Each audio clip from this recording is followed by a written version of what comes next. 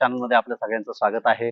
आत्ता मी राजापूरच्या आंब्याच्या बागेत उभा आहे. आमचे शेतकरी बिलाल माझ्याबरोबर आहेत.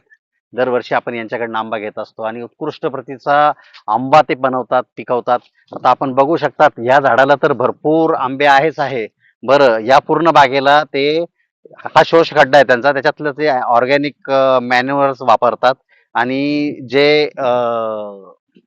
याच्यातलं सगळं शेताला टाकलं जातं आणि अतिशय उत्कृष्ट आता तुम्हाला मी दाखवू इच्छितो. हे बा सुंदर असे पूर्ण लागलेले आहेत हापूस.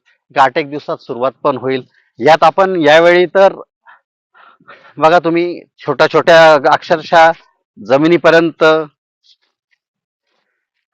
हे पहा, जमिनीपासून 1 फुटावर आंबे आहेत अक्षरशः. आणि त्यांचे वर्षभराचे कष्ट सगळे आपल्याला दिसतात आहे. या इकडे बघा तुम्ही, ही बाग. आता हा स्पेशली हा आंबा बघा, हे रत्नागिरी हापूस.